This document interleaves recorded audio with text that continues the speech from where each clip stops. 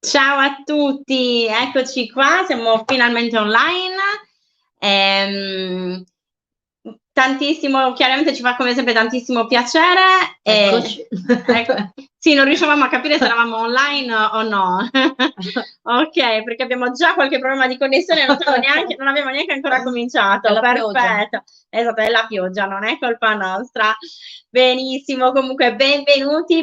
Allora, mentre cominciamo ad aspettarvi, mentre siete online, mentre arrivate online, innanzitutto ci teniamo ovviamente a presentarci come tutte le volte, ovviamente ormai questa parte la sanno a memoria, secondo me.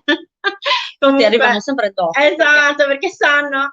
Bene, comunque io sono Claudia. Io sono Barbara. E insieme abbiamo creato Genna Tours, quindi siamo delle guide turistiche che appunto ovviamente amiamo la Sardegna e vogliamo far conoscere la Sardegna a tutto il mondo, così diciamo senza progetti di vita, da tutto il mondo. Senza ambizioni. Senza ambizioni proprio. Ad ogni modo, ovviamente in questo momento siamo in penuria di turisti, nel caso non ve ne siete resi conto, e quindi ahimè ovviamente vogliamo comunque far conoscere la Sardegna, vogliamo comunque portarvi la Sardegna all'interno delle vostre case, visto che le vostre case non possono venire presso di noi, e quindi appunto abbiamo creato questo progetto che chiamiamo l'Aria Buona di Genna Tours, proprio al fine di farvi respirare una boccata di aria fresca, come dice sempre Barbara, giusto? Sì, nella speranza però di respirare al più presto l'aria fresca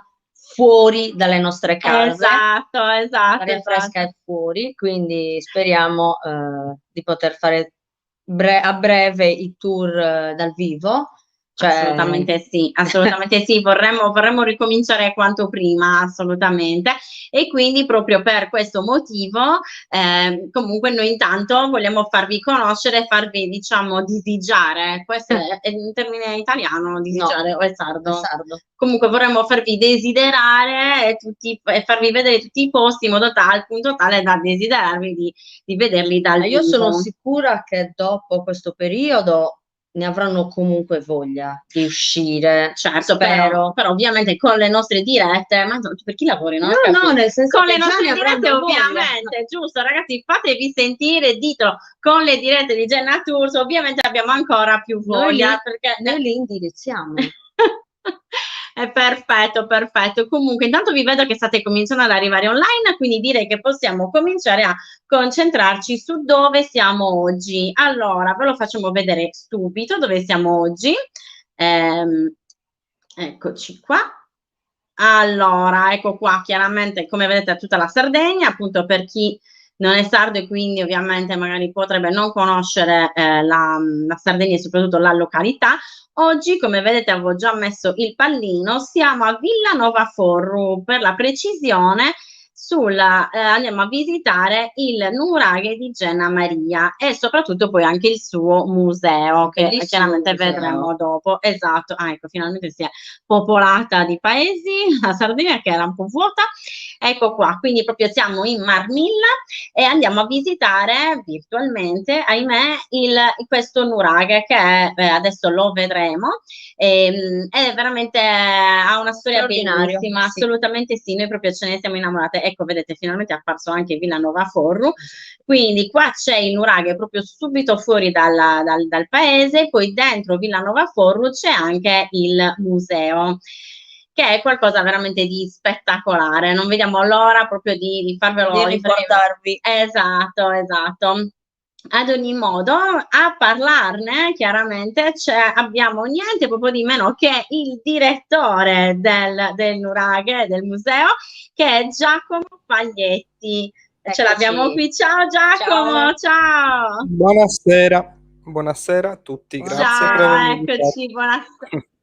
Assolutamente, grazie a te per aver speso tempo ulteriormente per una di queste tante dirette, perché sappiamo che il nuraghe Genna Maria è super richiesto e quindi ovviamente siamo sicuri di non essere state le prime a disturbarti con una di queste dirette, però non potevamo farne a meno, ovviamente.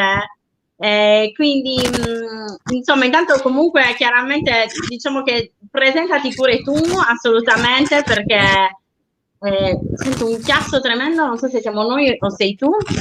Non so. No, noi siamo in silenzio. Per una volta c'è silenzio. Come? Per una volta siamo in silenzio. Ah, ecco, sentivo rumore di tipo di carta, vabbè. Ok, quindi dicevamo a questo punto, Giacomo, tu appunto sei il direttore, come ti stavo presentando, del Parco Museo di Genna Maria, giusto? Sì. Benissimo, Sì, benissimo. io sono archeologo e dal 2017 dirigo la struttura del Parco Museo Genna Maria, che comprende appunto il nuraghe col suo parco ambientale e il museo civico, che tra l'altro è anche il primo museo archeologico, primo civico museo archeologico della Sardegna, inaugurato nell'82. Il Poi da primo lì in museo poi civico. In cosa consiste essere sì, museo civico? Cioè, in che modo è primo rispetto agli altri? Insomma, che suppongo cosa c'è i di musei si diverso? dividono, che ovviamente ci sono i musei nazionali, quelli che hanno un regime direttamente ministeriale, come appunto il Museo Archeologico Nazionale di Cagliari, ma anche tutti gli altri. Pensate al Museo Sanna di Sassari o Caprera o al Museo di Nuoro. E invece i musei civici Ok. hanno un diretto controllo dell'amministrazione che l'ha fondato e poi ha una gestione privata sostanzialmente. Quindi è diversa Ho dalla gestione capito, statale. ho capito, ho capito.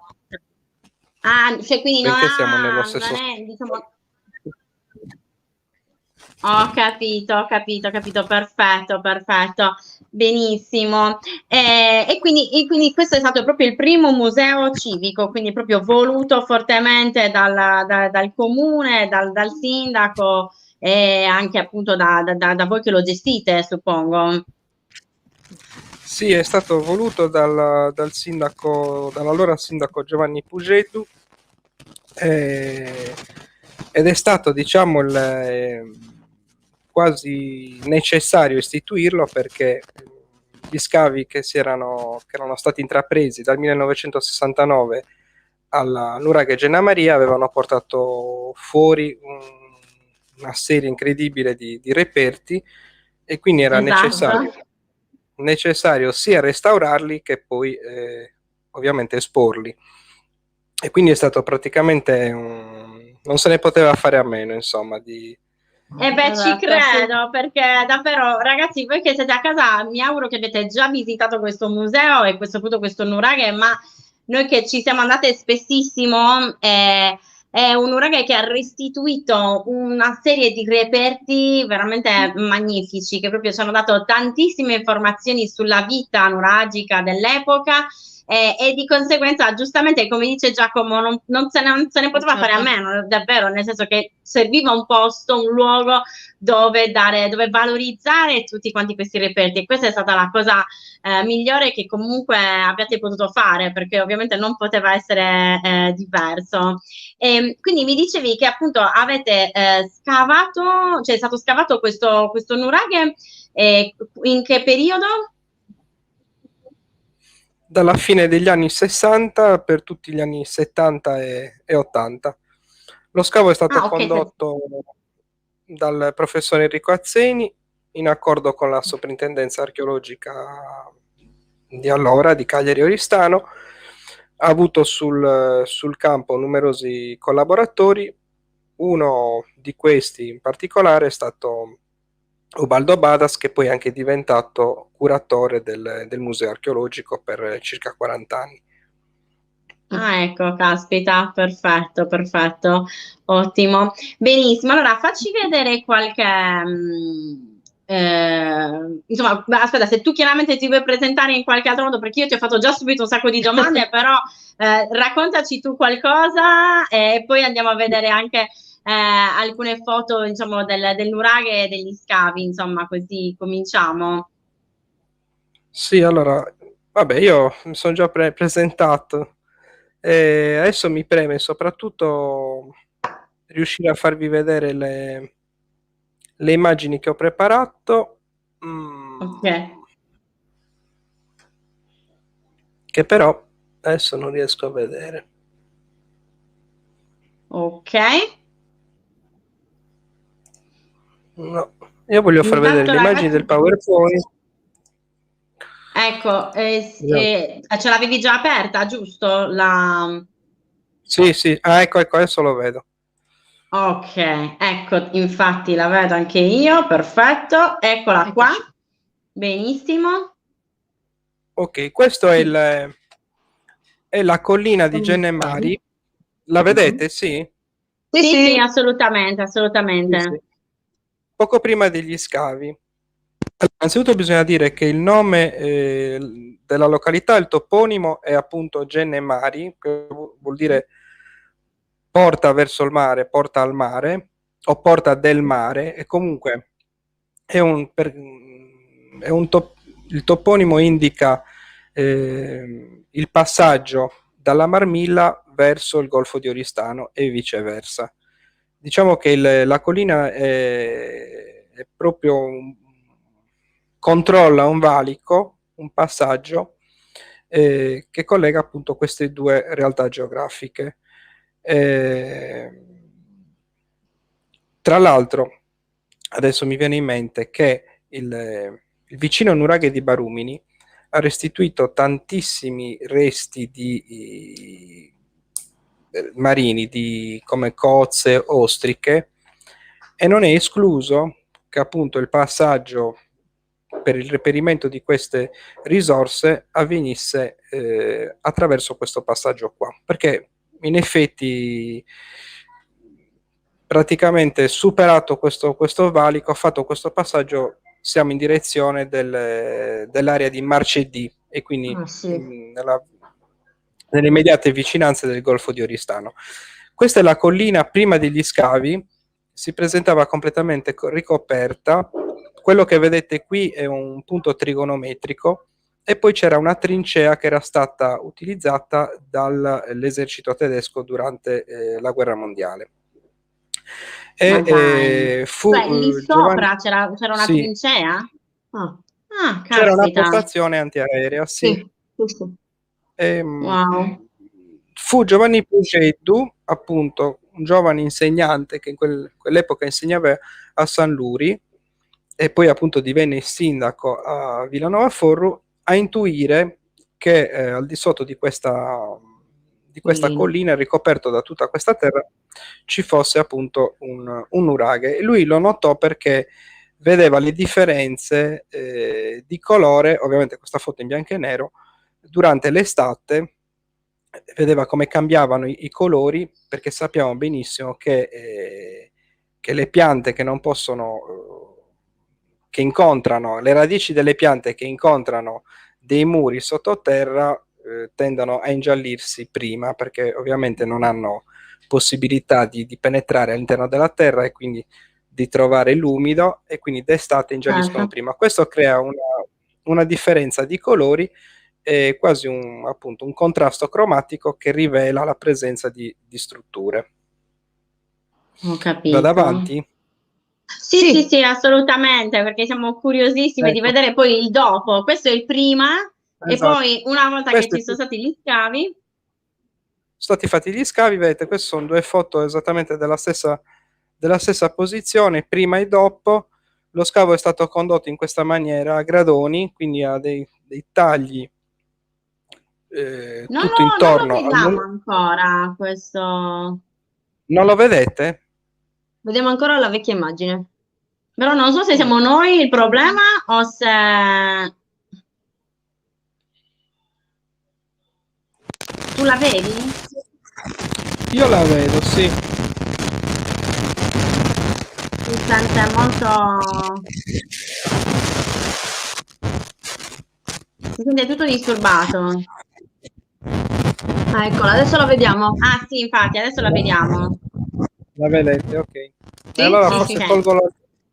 tolgo l'anteprima. Va bene, queste sono prima e dopo la cura, diciamo. Vedete, sulla sinistra lo scavo condotto a gradoni Ok. da parte di Enrico Azzeni, perché ovviamente essendo una struttura realizzata sulla cima di una collina, serviva comunque avere dei riferimenti per le unità stratigrafiche. Ok. Perché se questo taglio a gradoni, diciamo un po' artificiale, non è che chiarisca tanto bene, però all'epoca si è ritenuto necessario agire in questa maniera. Questo è, vedete, una rarissima foto dello scavo del Genna Maria. Sulla sinistra si vedono già le piramidi di terra che sono state Infatti, levate. è spettacolare, spettacolare. E questo è come si presenta allo stato attuale. Sì, quindi questo è un edificio trilobato con una torre centrale, un piccolo cortile e dei corridoi che conducono alle torri perimetrali.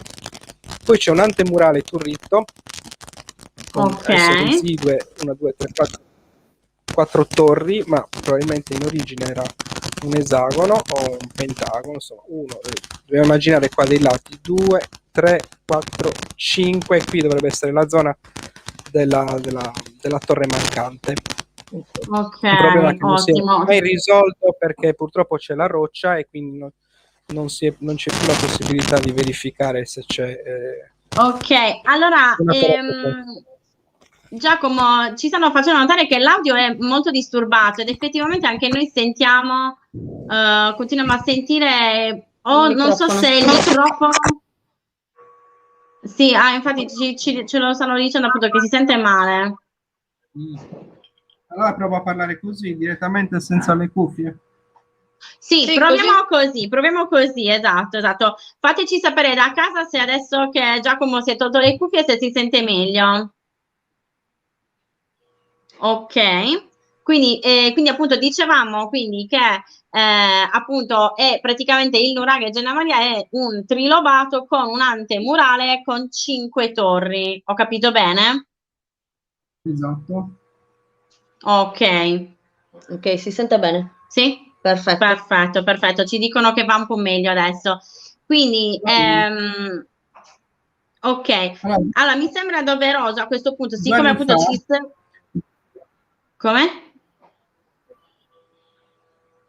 Dimmi, dite voi. No, allora dicevo che sì, che volevo fare una piccola premessa appunto e chiederti, in virtù del fatto che chiaramente ci seguono anche da fuori Sardegna, esattamente quindi cos'è un nuraghe? Nel senso che spiegazione, come lo spiegheresti appunto? Chiaramente quello che stiamo vedendo da casa, appunto volevo confermarvi, è il nuraghe Genna Maria, ok?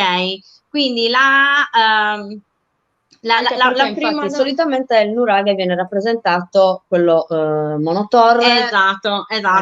Genna Maria, come potete vedere, ha più torri, ok? Proprio perché esistono diverse tipologie di nuraghi, ok? Quello appunto che si è soliti vedere è appunto il nuraghe, quello monotorre, diciamo una torre e basta, mentre ce ne sono anche più complessi. Ecco, adesso qua Giacomo ci sta facendo vedere una ricostruzione, giusto? Sì. Allora, se volete possiamo far partire alcuni dei video che abbiamo realizzato Sì. ormai 2 anni fa. Esatto. È Ok, sì. un progetto. Allora, Sì. perfetto, lo mandi tu o vuoi che lo mandi io? Ma se lo volete mandare voi è meglio forse. Ok. Volevo giusto fare inquadrare questo progetto. Sì, intanto io lo preparo, tu, esatto, tanto con la connessione che c'è oggi, tu intanto parla, tranquillo. Sì. Dicevo, l'amministrazione comunale, in concerto col museo e con la sua gestione, ha voluto spinto molto perché si creassero dei supporti tecnologici che incrementassero la visita al museo. Sì. Allora, ultimamente Ok. sappiamo che c'è questa corsa alla tecnologia a tutti i costi, no? Il museo non è moderno se non ha dei supporti multimediali. Io da un certo punto di vista non sono più tanto d'accordo, nel senso che mi sono reso conto che la gente che viene a vedere il museo, i visitatori, sono anche un po' stanchi di dover utilizzare supporti multimediali come tablet o comunque touchscreen e così via dicendo, no? Esatto. Perché siamo tutto il giorno attaccati al cellulare. E in realtà il museo dovrebbe essere un momento di distensione, dove uno, anzi, proprio evita, cerca proprio uno spazio dove poter evitare questi aggeggi malefici perché non se ne può più. E quindi Esatto. da un certo punto di vista la tecnologia aiuta senza dubbio a chiarire certi aspetti e anche a spiegare meglio certe cose perché non è, anche spiegarle a gesti non è il massimo e quindi dobbiamo trovare una giusta misura tra ciò che la tecnologia può offrire e ciò che il museo però deve continuare A dare umanamente, a sì. tutelare, e cioè sì, tutelare una visita, esatto, una visita umana che Sì. sia distensiva, che sia un momento anche di riflessione, che non ci debba essere sempre questa tecnologia che invade il nostro spazio e la nostra testa e il nostro tempo, ma deve essere Certo, una scelta certo. quasi libera. Noi abbiamo fatto in modo che questi supporti siano utilizzabili in maniera libera, cioè non li imponiamo mai. Sono lì, chi li vuole usare li usa, può usarli anche a fine visita, non necessariamente deve seguire dei tempi. Sono lì per chi vuole può anche non visionarli. Io vedo Non tanta gente che utilizzarli. passa dritta voglia, io lo capisco benissimo. E quindi magari invece un ragazzino che preferisce appunto confrontarsi di più con questi supporti, allora interagisce. Certo, Adesso ho Esatto. certo, fatto questa breve assolutamente. La polemica. cosa principale è che chiaramente la tecnologia in questo caso specifico magari ci può aiutare giusto quel tanto per riuscire a capire, magari anche a vedere come potevano essere. Però ovviamente non può mai Esatto. Sostituire, sostituire, esatto. esatto, ecco, anche il discorso che facevamo prima, che noi facciamo appunto queste visite virtuali, Le dirette che stiamo queste facendo in dirette che questo stiamo momento. facendo, di certo non possono mai sostituire una E vera e propria visita. speriamo che mai succeda di Esatto, dover lavorare così piuttosto che anche andare perché poi, direttamente poi, gratis. esatto, poi è sempre tutto gratis, noi lo ribadiamo, insomma, e niente, quindi ad ogni modo, questa appunto Quindi questo diciamo, sì, sì, è il modello 3D che abbiamo realizzato attraverso Bellissimo. la collaborazione di più competenze. Quindi si parte da un rilievo fotogrammetrico che ha effettuato Gianni Alvito e poi una ricostruzione del modello 3D effettuata da Daniele Pagella, che è un grafico 3D. Quindi siamo partiti ok. dalla situazione dal reale, diciamo, non ci siamo inventati niente, cioè qualcosa l'abbiamo inventato chiaramente perché non potevamo certi tipi di misure, certi tipi di volumi li possiamo immaginare, ipotizzare, ma non siamo in grado di arrivare in maniera definitiva al dato. Però abbiamo creato un modello che fosse innanzitutto esplicativo e non ha neanche la Sì. pretesa di essere perfettamente, diciamo, al millimetro corrispondente all'ipotesi. Stiamo sempre parlando di ipotesi. Quindi, certo. Quindi questo abbiamo detto di che periodo stiamo parlando, di questa questo praticamente come doveva apparire, in che periodo? Nella prima fase, quindi nel bronzo medio. È un dato che noi abbiamo anche attraverso reperti ceramici che sono stati rinvenuti sopra il terrazzo del monumento, quindi almeno per quanto riguarda la fase cronologica, la prima fase di costruzione del nuraghe, è verosimile che l'edificio sia stato edificato, appunto, stiamo parlando tra il 1750 e il 1650, agli inizi appunto del bronzo medio, e si presentava come un nuraghe privato con un antemurale turrito. Ma io lo farei vedere a questo punto. Quindi voi praticamente sapete, aspetta, perdonami perché non ho ben capito, voi sapete che questa, che appariva così, diciamo che quindi è stato costruito, hanno finito di costruirlo tra il 1750 e il 1650 avanti Cristo, grazie a dei reperti in ceramica che sono stati trovati, non ho capito dove. Sono stati trovati sopra il monumento, nel terrazzo del nuraghe. È un indizio. Il terrazzo sono praticamente queste parti, praticamente le parti più scure, giusto? No, nel terrazzo residuo, cioè diciamo nella piattaforma residua, nella parte sommitale del monumento, così come è stato scavato. Non in quella ipotizzata, ovviamente. È chiaro? Ah, ho capito. Ah, ok. Infatti perché non riuscivo a capire. Ok, quindi praticamente, diciamo, sì. Ok, sì, adesso ti ho capito, perfetto. Quindi grazie a questi reperti ceramici siete riusciti a capire che più o meno era stato costruito in quel periodo, perfetto. Allora, proseguo con il video intanto.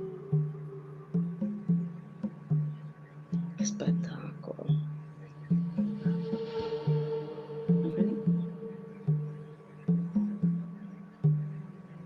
Non si vede che sta girando, sì.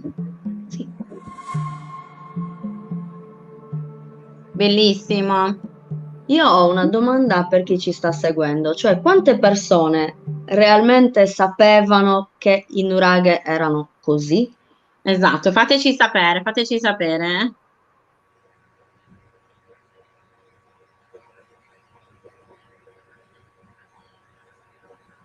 Ok, quindi in questo periodo com'era la vita al nuraghe? Più o meno, non so che reperti abbiate trovato relativi a quel periodo, perché poi sappiamo che i nuraghi sono stati utilizzati successivamente in diverse fasi, giusto? Sì. Ma allora, in generale, proprio parlo in generale perché nel caso specifico di Gena Maria la frequentazione di questa fase si riferisce veramente a pochi concetti. Però quello che si sta evidenziando ultimamente nel corso con l'avanzamento degli scavi è che molti nuraghi presentano una fase di frequentazione del bronzo medio, che è una novità abbastanza, perché precedentemente si riferiva diciamo, il momento clou dell'età nuragica al bronzo recente, benché si facesse iniziare nel bronzo medio. Adesso sappiamo che già nel bronzo medio l'edificio era un edificio a tronco di colle, cioè così come l'abbiamo visto adesso. Quindi proprio un momento, diciamo, già evoluto. Il monumento si presenta già evoluto. Ci sono stati recenti scavi, ad esempio penso al nuraghe Ovest di Giave, dove sono stati rinvenuti frammenti di queste famose olle a tesa interna, che rappresentano il colletto, sono caratteristiche, o dello stile di San Cosimo, che sono state rinvenute nelle fasi, appunto, negli strati più antichi. Quindi abbiamo questo dato, non sappiamo però esattamente perché in questo momento venivano costruiti così tanti nuraghi. E neanche i reperti che troviamo al suo interno aiutano a capire, se non che molti ambienti, molti spazi all'interno delle nuraghe venivano utilizzati ad esempio per macinare il grano, Sì. o per cucinare. Mancano dati relativi ai reperti metallici, sono praticamente pochissimi. Sicuramente dobbiamo escludere l'utilizzo di un edificio per difesa, anche se è implicito, nel senso che è chiaro che un monumento così può espletare tranquillamente una funzione di difesa e di controllo del territorio. Però Certo. è anche vero che non abbiamo testimonianza di armi o di anche tracce di eventi bellici tali da poter dire che il nuraghe svolgeva una funzione prettamente militare. Esatto. Ok, quindi ricapitolando, i nuraghe in questo periodo sono stati utilizzati. Perché i nuraghe? Adesso c'è questa moda di dire i nuraghe. I nuraghi? I nuraghi, sì, no, no, non era una moda, no. In realtà era il mio problema, che quando parlo di nuraghe generalmente ragiono in inglese, ok? Quindi mi faccio sempre poi le traduzioni in italiano, perdono, no. I nuraghi venivano utilizzati per una questione, diciamo, aspetta che c'è no, scusami, si sentiva un audio che ritornava. Dicevo, quindi sostanzialmente supponiamo che possano essere utilizzati sia per l'agricoltura, quindi in generale per appunto per l'accumulo del grano, o appunto per questioni difensive, ma ci vivevano? Assolutamente, perché se abbiamo trovato le tracce della macinazione, della lavorazione, della cottura del pane, è chiaro che lo facevano durante il giorno, cioè durante l'attività quotidiana. Non abbiamo però dati relativi a una frequentazione lungo tutto il corso dell'anno. Questo ancora non lo sappiamo. Potrebbe anche essere che il nuraghe venga vissuto solo in determinati periodi dell'anno. Cioè, al momento non abbiamo, se noi ad esempio trovassimo tracce di colture, colture mi riferisco quindi a piante coltivate che sono presenti tutto l'anno, quindi se troviamo le tracce di colture invernali, di colture primaverili, di colture estive, potremmo dire, beh, qua ci hanno vissuto tutto l'anno, no? Cioè, mi riferisco ai dati che possiamo ricavare dall'archeobotanica.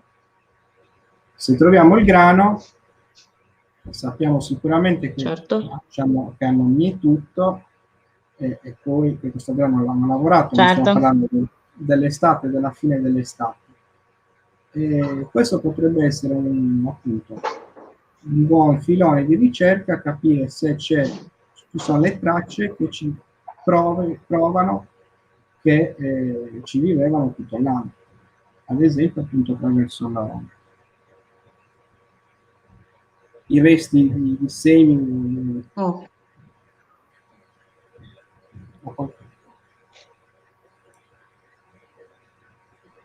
Mi sentite? Ok, perfetto. Sì, a tratti c'è un po' di ritardo. Ad ogni modo, quindi passiamo a questo punto alla fase successiva, giusto? Quindi all'audio successivo, quindi nel momento in cui hanno fatto un muro di rifascio. Quindi mentre lo mando, tu intanto puoi spiegare esattamente che cosa è successo e in che periodo siamo? Va bene. Ah, ok, ecco, è già mandato, perfetto, vai. Come accade in tantissimi... Io toglierei l'audio però, questo Sì, punto. sì, sì, sì, sì. Allora, come accade in tantissimi nuraghi, anche il nuraghe Gena Maria ha avuto un momento in cui si è intervenuto attraverso la realizzazione di un rifascio. Si tratta di interventi che si registrano in tantissimi nuraghi, pensiamo vicino sui nuraghi di Barumini, ma possiamo arrivare anche fino al Palmavera di Alghero. Sono interventi che possono essere definiti delle vere e proprie ristrutturazioni. Il nuraghe è un edificio costruito in pietra, non ha dei leganti se non l'utilizzo di terra al suo interno come unico legante, ma sappiamo che la terra non è un legante, cioè di fango, ma quello serviva per riempire i vuoti all'interno delle murature. Sì, faceva anche un po' da consolidante, ma non era un vero e proprio legante. Essendo una struttura di questo tipo, è soggetta comunque a dei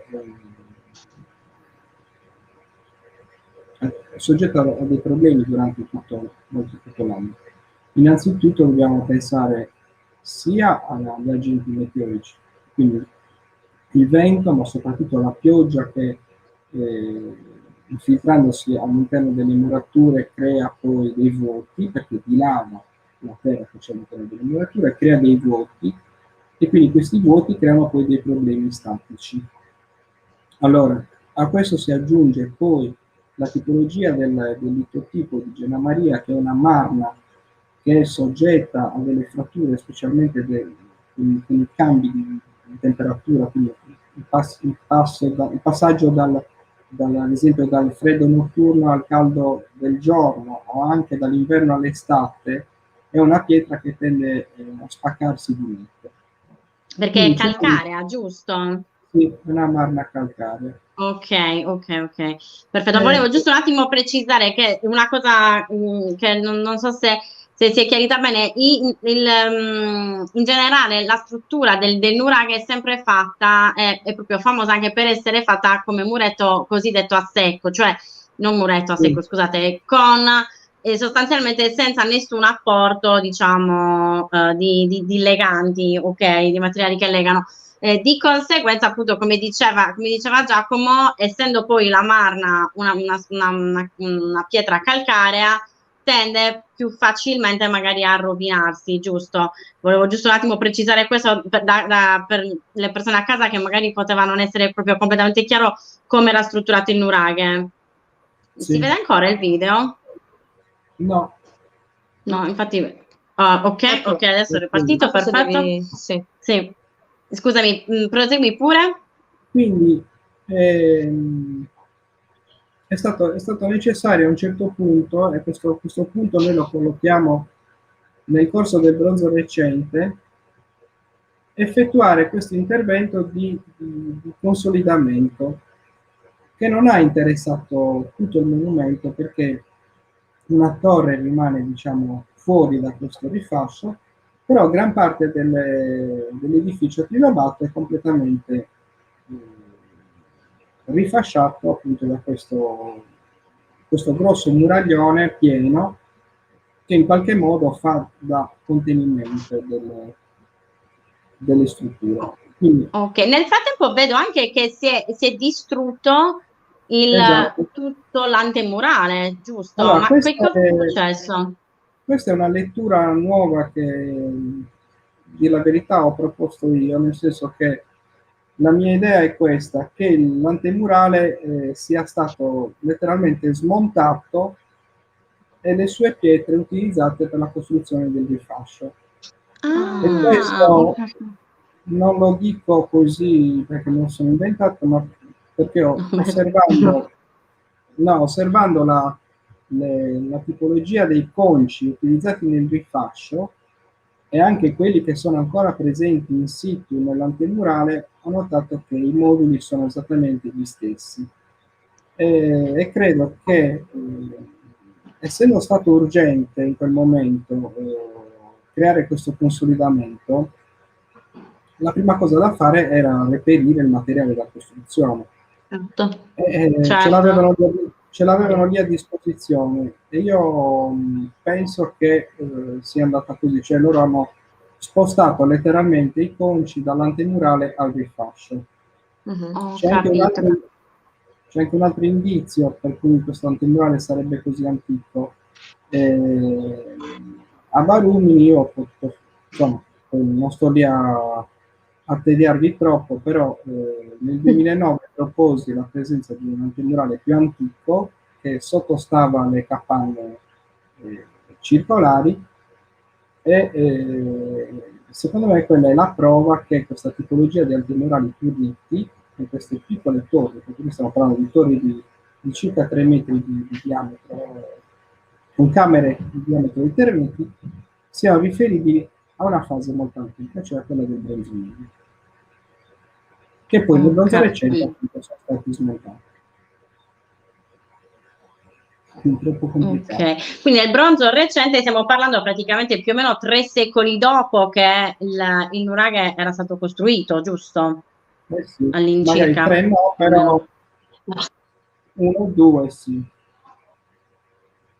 Ok, perfetto. Quindi sostanzialmente viene costruito intorno al 1750-1650 e poi intorno al 1450 nel frattempo si è distrutto e loro tra virgolette, lo restaurano materialmente, fanno un restauro inserendo quest'altro muro aggiuntivo che va a supportare la parte proprio centrale al discapito dell'antemurale. Quindi evidentemente forse non c'era molta necessità di difesa, ne possiamo dedurre in quel periodo.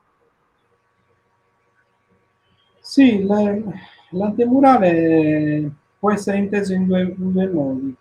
Cioè, ho un recinto turrito che ha come funzione quella di delimitare uno spazio di pertinenza, di stretta pertinenza col monumento, e questo vale anche nell'ambito dei santuari, perché sappiamo il Temenos è un recinto.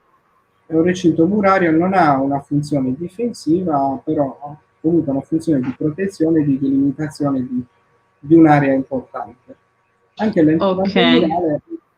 l'antemurale assolve entrambe le funzioni, cioè delimita un'area circoscritta, diciamo in qualche modo privata. Immaginiamo anche se dovessero esserci degli animali al loro interno, in qualche modo li protegge o ne evita la dispersione. Però svolge anche funzione difensiva, perché comunque diventa una struttura quasi invalicabile che in qualche modo protegge a tutti gli effetti quello che c'è all'interno.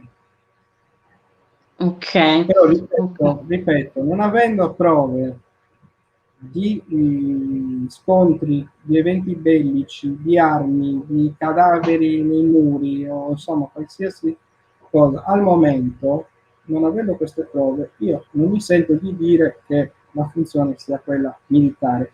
E poi soprattutto dobbiamo individuare chi è il nemico nel caso di un edificio militare. Certo, chiaro. Benissimo. Allora a questo punto andiamo alla fase ancora successiva, giusto? Che è quella in cui viene costruito invece il villaggio. Scusate, ok. Perfetto, quindi questo è il video che ricostruisce, quindi dove vedete appunto che la parte tra l'antemurale ormai appunto completamente andato, cioè non completamente ma quasi, e il nuraghe vero e proprio, ci sono tutta una serie di casette. Esatto. Okay. Allora, questa veduta un po', diciamo anche romantica, che abbiamo tentato di dare è decadente, è quella che un po' la lettura archeologica ci dà e cioè il fatto che all'interno delle capanne dell'età del ferro si ritrovino i conci delle parti sommitali del nuraghe, sono la prova. Questo succede ad esempio a Marumine, è noto la presenza di mensoloni all'interno delle capanne utilizzate ad esempio come panche, no? Comunque ormai questo dato è entrato in letteratura e quindi sappiamo che nella prima età del ferro l'edificio è in piedi, ma non ha una manutenzione ormai come prima, e quindi questa mancata manutenzione, soprattutto delle parti sommitali che sono quelle più vulnerabili, crea la caduta dei conci isodomi della parte sommitale. Noi li abbiamo rappresentati, vedete, in parte ancora in posto, in parte ormai crollati, perché verosimilmente è questo l'edificio che nella prima età del ferro la popolazione vedeva. Cioè un edificio ancora in piedi, ma che ha già le tracce, ha i segni della sua età, che sono ormai 4, 5, 6 secoli, e i conci che cadono, questi conci ben lavorati che venivano utilizzati per fare il coronamento della parte sommitale, noi li ritroviamo utilizzati all'interno delle capanne dell'età del ferro. Ok, allora quindi per conci noi stiamo parlando dei i mensoloni, quelli che sono proprio in alto, giusto? Che sostanzialmente vanno a reggere, cioè sostanzialmente sono così, qua c'è la torre, scusate adesso cerco di, qua c'è la torre e poi praticamente ci sono questi mensoloni che vanno a reggere il terrazzo, quello che era il terrazzo, quindi praticamente quella parte scura che vediamo proprio sulla parte alta della torre, ok? Che chiaramente nessuno ha mai visto dal vivo perché sono tutte andate, però voi avete ritrovato questi mensoloni, Mensoloni giusto? E poi soprattutto ci sono dei modellini, delle sculture in pietra che ripropongono l'edificio nuragico intero, quindi anche ripropongo la parte sommitale che noi non vediamo più, ma che nell'età del ferro avevano riprodotto in queste piccole sculture, che sono i modellini di Esatto, i modellini di nuraghe, certo, certo. Poi magari dopo li facciamo anche vedere, così appunto vediamo appunto di capire. Quindi parallelamente, quindi la torre sta cominciando a decadere però qua ci sono tutte quante queste case, quindi in qualche modo i nuragici continuano, anche se non hanno il concetto di mantenere, di fare manutenzione nei confronti della torre centrale e delle altre 3 torri, però per loro è importante, vogliono rimanere lì, giusto? È per quello che si costruiscono la casa lì. Sì, anche qui appunto bisogna capire, è una casa, scusate, è una casa utilizzata tutto l'anno oppure sono ambienti utilizzati solo durante una parte dell'anno? Perché anche qui non abbiamo le prove di una frequentazione durante tutto l'anno, e tra l'altro sfiderei chiunque a vivere tutto l'anno a Gianna Maria, perché voi sapete bene che essendo in alto ha un'esposizione ai venti incredibile, perché ci batte il maestrale a 80-100 km/h e non è comunque una situazione idonea, ideale per vivere tutto l'anno. D'estate ci batte un sole incredibile, anche se possiamo immaginare una vegetazione sicuramente diversa da quella che abbiamo adesso, però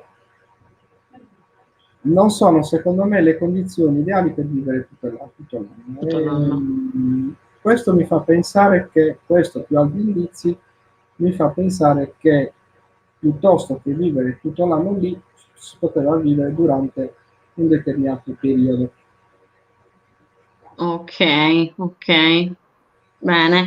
E quindi, però, cioè, nel senso, voi avete trovato comunque una marea di reperti, perché una di queste, in particolare la casa, quella a Corte Centrale, che per intenderci quella, c'è una casetta con tutte le varie stanze e un giardino al centro, ha restituito una marea di reperti proprio perché c'è stato quell'incendio che ha distrutto tutto e fortunatamente ha tenuto tutto quanto coperto. Se vuoi puoi farla Grazie a vedere, questi io reperti, sì. che l'ho messa nel PowerPoint, se la vuoi far vedere c'è. Certo, certo. Allora, aspetta che andiamo a vedere subito il PowerPoint. Ecco qua. Eccolo. Ok, quindi questa capanna, diciamo. Sì, più che una Questa capanna è è una... la casa corteggiata.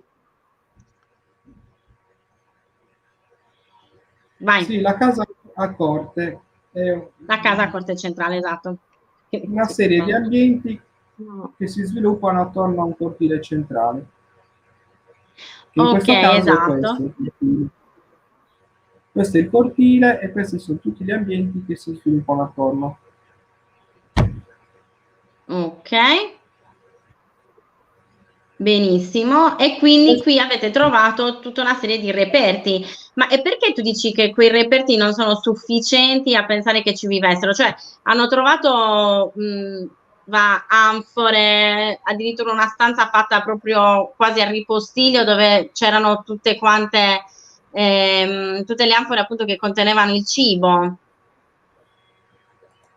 Cioè, ospitavano anche le persone perché c'è una stanza apposita per, dove facevano comunque venire gli estranei, giusto? Sì. Allora, Nella stanza numero 10. Sì, da lì mi sembra. questo settore del villaggio è stato scavato interamente da Ubaldo Badas, che ha pubblicato poi anche i risultati e ha anche restaurato tutti i reperti. Diciamo che cioè, Spettacolare.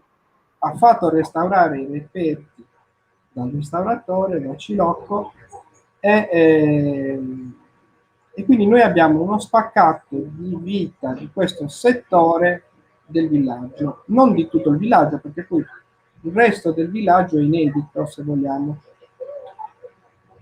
All'interno di questo Esatto. settore, che è quello nord-orientale, sulla base dei reperti che sono stati rinvenuti al loro interno, ha potuto dare una funzione ad ogni ambiente. La funzione è verosimile, ma è sempre un'ipotesi. Sì, Stiamo sempre parlando della lettura che l'archeologo ha dato sulla base dei reperti rinvenuti. Certo. certo, chiaro. Una lettura, a mio modo di vedere, possibile, potenziale, no? Niente da dire, però rimane sempre il fatto che stiamo facendo un'interpretazione del dato. Questa interpretazione può anche essere modificata nel corso del tempo con l'aggiornamento dei dati. Beh, Però, ovviamente, nel momento in sì, cui si trovano nuove esatto. informazioni, certo, assolutamente, assolutamente chiaro. In linea di massima, E quindi che reperti sono stati trovati più o meno? il principio è stato questo. Allora, sulla base del rinvenimento delle forme e anche della loro precisa ubicazione, ovviamente è stata data una funzione ad ogni vano. Ad esempio, qua vediamo il vano 17 che ha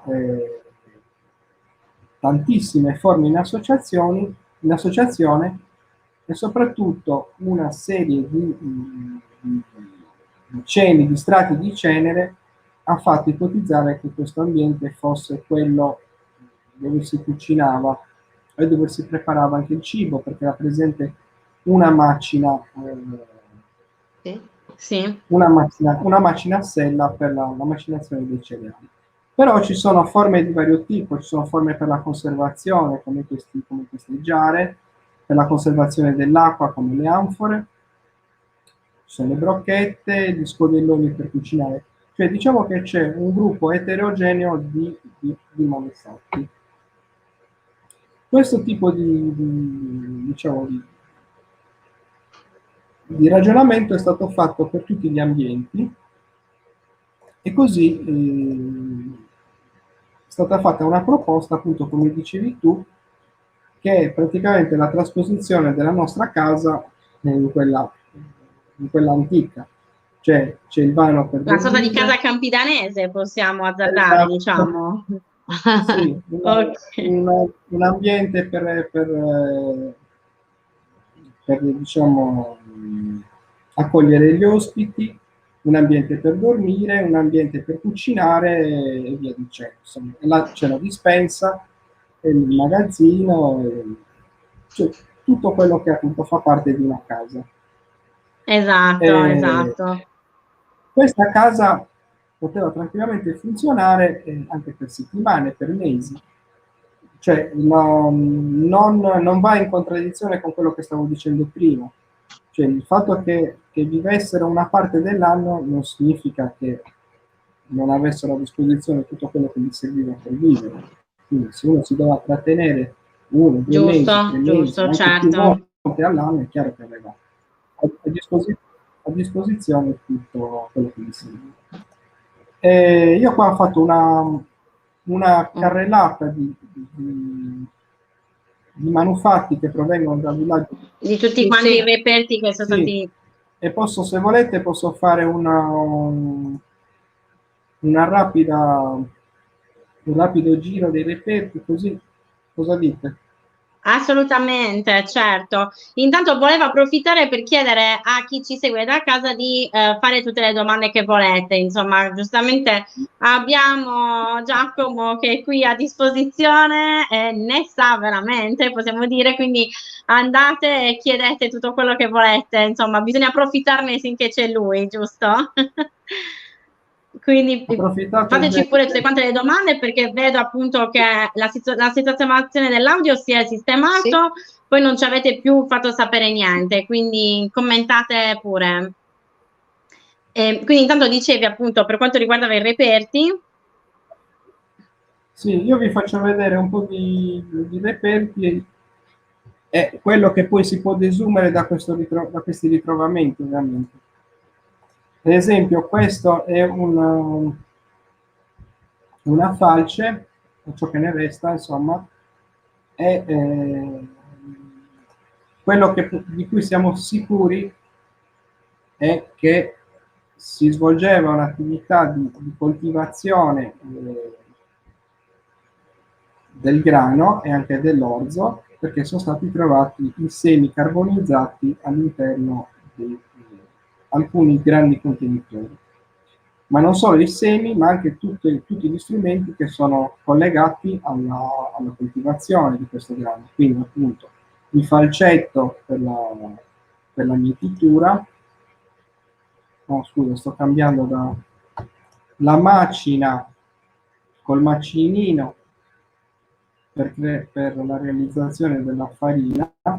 Questa è la classica macina a sella nuragica. Vedete, questi Eccoli. sono i semi carbonizzati. Sì. Più che carbonizzati, in realtà, anche qua c'è da dire una cosa, che più che carbonizzati questi semi sono tostati. Allora, c'è una differenza tra il seme che si carbonizza accidentalmente a causa di un incendio, che è quello che è sempre stato detto per Villanova Forte, ma c'è anche il seme tostato per la sua conservazione. Ah, quindi erano stati tostati volontariamente.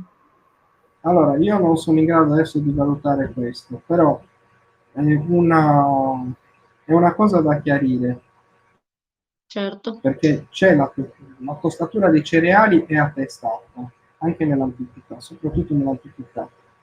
E quindi bisognerebbe verificare che in questo caso non si tratti appunto di tostatura e non di carbonizzazione accidentale.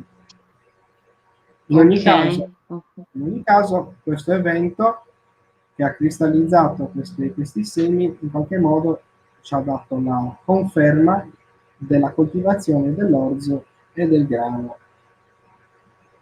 Giusto. E si abbina bene a tutti i suoi strumenti, cioè a una macina e a una falce. Sì. Va bene? Certo. Poi ci sono tutta una Wow, serie qua c'è un mestolo proprio. Sì, questo è un mestolo che noi lo troviamo specialmente abbinato all'attività metallurgica. Ah, E, ok.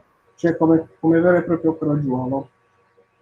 Però a Gena Maria l'ipotesi che ha dato Badas è quella che appunto a cui ti stavi riferendo tu prima, e cioè all'interno del vano 10, che è quello per accogliere gli ospiti, è stato trovato un grosso calderone, il quale però qui purtroppo non ho l'immagine, e è stato proposto appunto che in questo calderone si preparasse una sorta di piatto da consumare in maniera comunitaria, quindi come poteva essere un minestrone o qualcosa del genere, Ah, e il mestolo è stato associato all'utilizzo appunto per attingere da questo calderone la minestra e versarla poi nelle ciotole degli ospiti. ho Quindi non una capito, funzione wow. legata, quindi non una funzione legata all'attività metallurgica, ma una funzione legata appunto a quella di redistribuzione del cibo. Del cibo, bene, bene. Allora, Giacomo, Che abbiamo anche una domanda e Annalisa dice il piccolo Enrico, quindi abbiamo anche giustamente anche dei bambini che ci seguono, che salutiamo, ciao Enrico. Il piccolo Enrico vuole sapere quanto tempo ci hanno impiegato a costruire il villaggio. Ma allora, il villaggio è costruito con delle pietre di piccole dimensioni, quindi facilmente trasportabili, e quindi io credo che neanche un anno, insomma, nel giro di qualche mese. Ah, ok, Ecco ok. perché le pietre erano piccole, quindi Giustamente le ovviamente pietre quindi facevano in in fretta, fretta. perfetto, perfetto. Quindi Enrico, neanche un anno, perfetto, grazie. Ok, Poi faccio vedere perfetto. qualche altro strumento. Allora, questa ad esempio è una sassola che veniva utilizzata per recuperare il grano all'interno delle giare o degli ziri. Ah, ah, ok. Allora, è un oggetto molto piccolo. La prova è che ha i bordi molto consumati proprio dall'attività di raschiamento, no? Sì, di sfregare contro una superficie rigida. Però vedete, questa è una maniglia che permette appena appena di incastrare 3 dita di una persona adulta, Infatti mentre sì. se lo utilizzasse un bambino invece potrebbe ci starebbe tutta la mano. utilizzarlo in maniera agevole.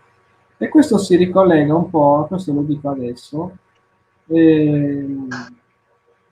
al fatto che all'interno dei grandi ziri e delle grandi giare dove si conservava il grano, dove è verosimile che si conservasse il grano, una volta che il grano veniva finito, cioè l'ultima parte, per poterla prendere dal fondo, era necessario entrare dentro questi grandi vasi, Ah, perché Ah, non potevi rovesciare il vaso, che era, rischio, certo, era rischioso certo. per la sua rettifica. Quindi Ubaldo Balas aveva proposto che la parte residua del grano nel fondo dello ziro veniva recuperata da un bambino. Ah, ecco, ecco. E, e questo dato si potrebbe collegare al fatto che questa sassola ha una presa molto minuta che effettivamente potrebbe prendere un bambino. Quindi immaginiamo un bambino calato dentro la giara che con questo strumento recuperava, raschiava dal fondo il grano, l'ultima parte insomma del grano. L'ultima parte, Sì. certo. Vabbè, ma Ok. sì, come vedete stiamo un pochettino facendo muovere la fantasia, però è anche necessario Beh, farlo, perché certo, sennò però è quella la se cosa più ci... interessante, riuscire a immaginarci anche come potevano vivere. Quindi ecco, anche l'idea del fatto che magari potessero appunto chiedere ai bambini, vai, infilati lì dentro e prendi l'ultima parte, anche quella assolutamente è Una parte di bellissima. vita quotidiana. Esatto. Ok, ok. Vabbè, questa è un'altra spazzola, adesso poi c'è una piccola... Questo è un attingitoio. Già qua secondo me stiamo oltre la funzione pratica, ma ci vedo più qualcosa di legato al rituale. Mhm. Ok, Poi questa è un'anforetta,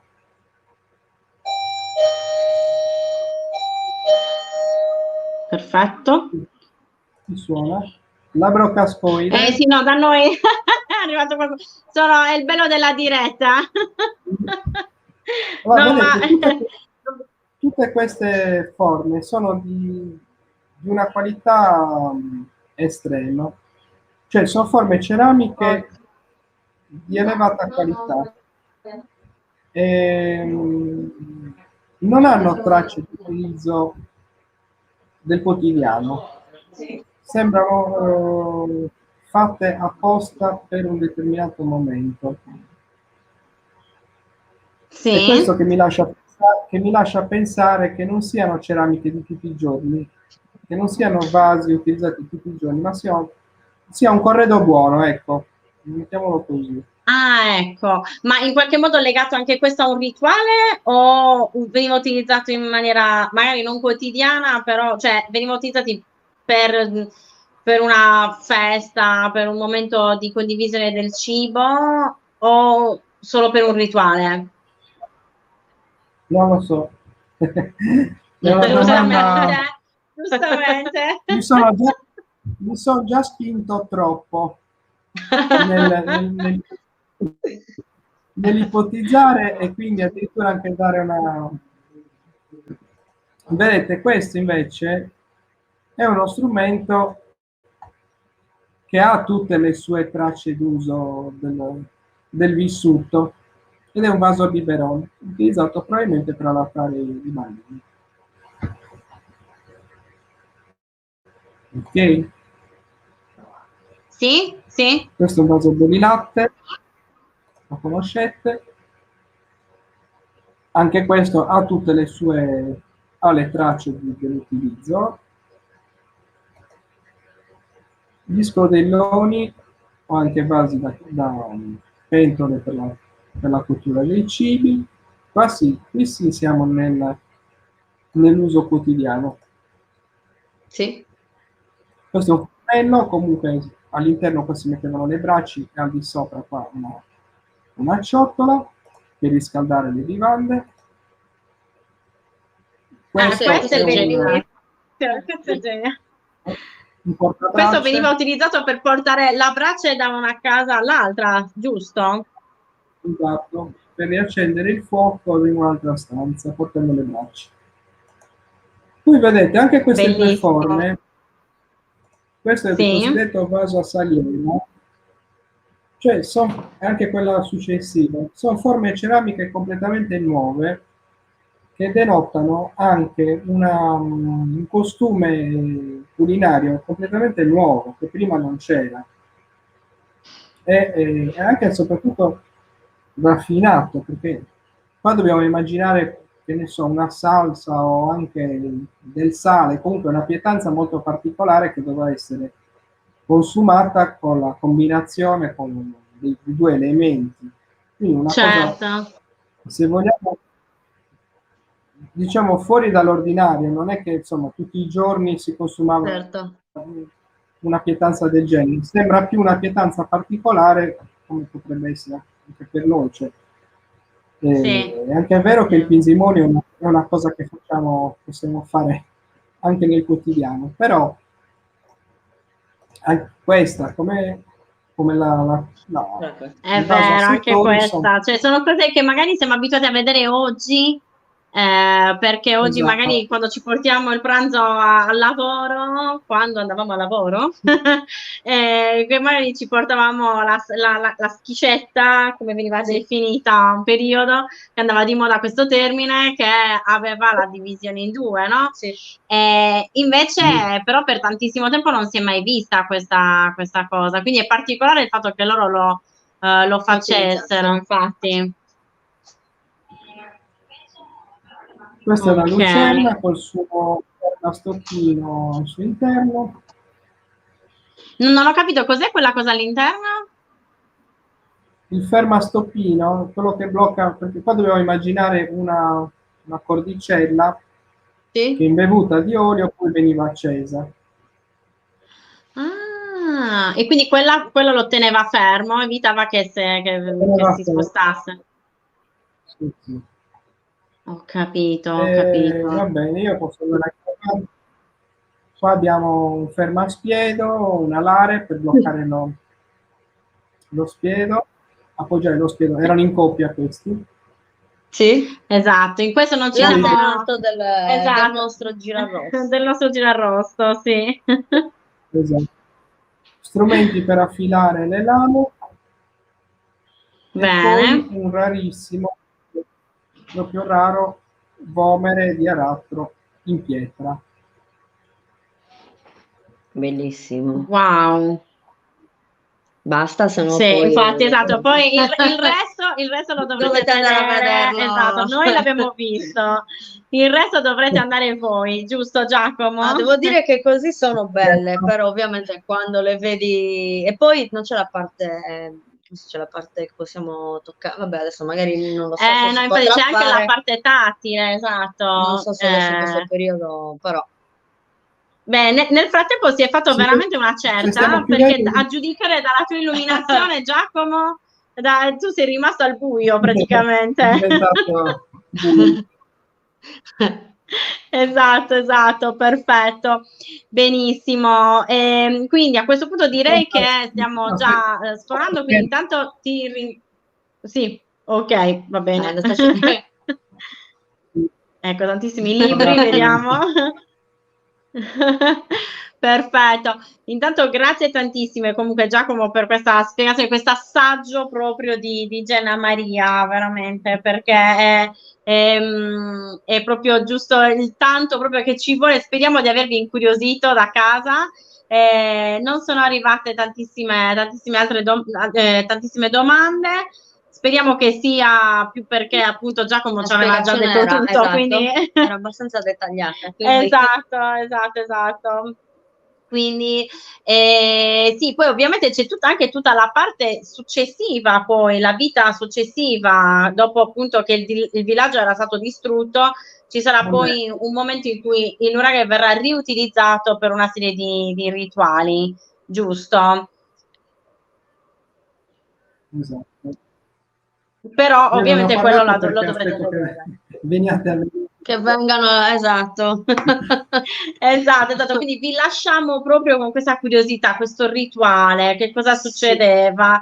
Esatto. Ma anche il posto in cui si trova il nuraghe, secondo me è bellissimo perché praticamente è un bosco, quindi merita veramente merita una visita. Speriamo di poterci andare presto perché non se ne può più.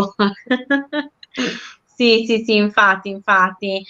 Benissimo. Allora, se non ci sono altre domande... No, dico, se c'è qualche minuto volevo dire una cosa, non so se posso. No, infatti, possibile. esatto, assolutamente sì. Allora, volevo dire questo. Innanzitutto vi ringrazio per questa attività che state facendo perché permette di mantenere viva l'attenzione su queste realtà che sono appunto quelle dell'archeologia della Sardegna.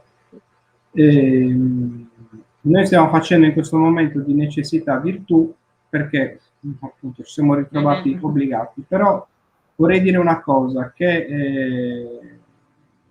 è stato sicuramente un'esagerazione dover chiudere le visite ai siti archeologici che si trovano all'aperto. Io posso capire il museo, anche se dopo il primo lockdown ci hanno obbligato a prendere a creare dei percorsi obbligati, a obbligare i visitatori a utilizzare la mascherina, a utilizzare gente e tutti quegli espedienti che ci sono stati conosciamo bene indicati. E noi l'abbiamo fatto, abbiamo fatto uno sforzo per permettere la visita in totale sicurezza.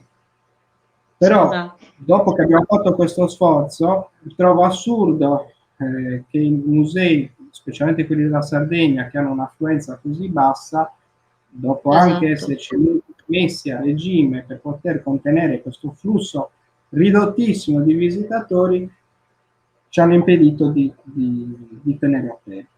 Allora, posso comprendere il museo, ma non comprendo le aree archeologiche aperte, perché quelle hanno una possibilità di gestione di visitatori molto semplice, perché essendo un sito all'aperto si può contenere il flusso e controllarlo.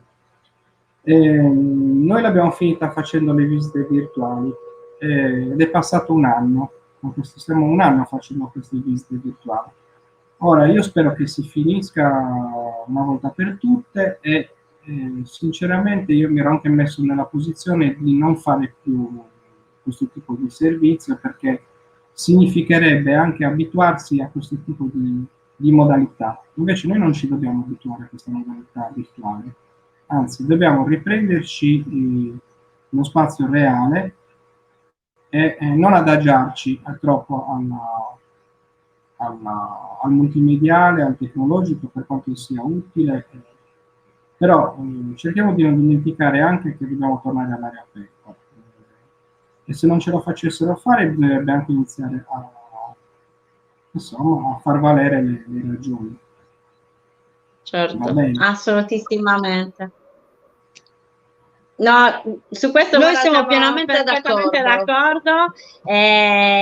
Siamo assolutamente d'accordo con te, anche perché di tutto quello che comunque noi abbiamo proposto online è veramente è un centesimo di quello che si può provare vedendolo dal vivo, assolutamente, nel senso che non c'è paragone, e io sono sicura che anche da casa lo sanno, proprio perché comunque non c'è l'esperienza, non c'è, e questa è la cosa fondamentale, cioè l'emozione che si prova nel camminare su un luogo come un nuraghe, o all'interno di un nuraghe, che è un luogo su cui camminavano migliaia di anni prima di te, è un'emozione che davvero digitalmente non la puoi di certo trasferire, assolutissimamente. Quindi di questo noi siamo completamente d'accordo con te, e anzi io a questo punto colgo proprio l'occasione per dirvi appunto che questa è la penultima diretta che noi stiamo facendo. Chiuderemo in bellezza la settimana prossima con Sant'Efisio, esatto, faremo una puntata dedicata. Poi speriamo di fare le escursioni. Assolutamente sì, e poi cominceremo con le escursioni.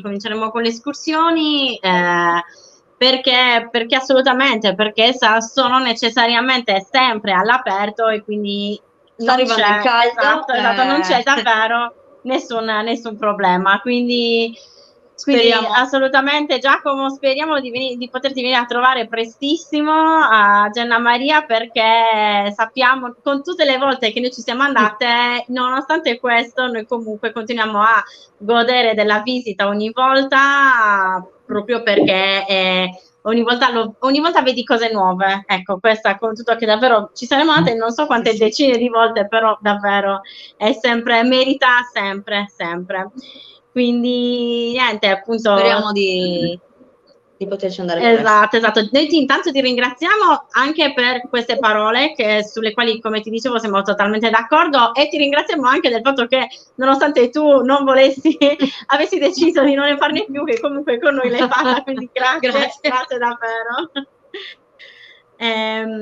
Infatti c'è anche un applauso, ecco, bravo, merita anche un applauso, esatto, esatto. Non riesco adesso a mandarlo online, però appunto Annalisa è d'accordo con te, quindi, e sono sicura anche tutti gli altri. Penso anche gli altri, penso anche gli altri. Esatto. Perfetto, quindi grazie ancora tantissimo, grazie a voi da casa per averci seguito, vi ringraziamo tantissimo, ci vediamo la prossima settimana e poi cominceremo. Esatto, con te Giacomo lo stesso, speriamo di vederci prestissimo, va grazie bene? ancora. Ok. Perfetto. Grazie, davvero, grazie ancora, grazie tantissime. Ciao. Ciao.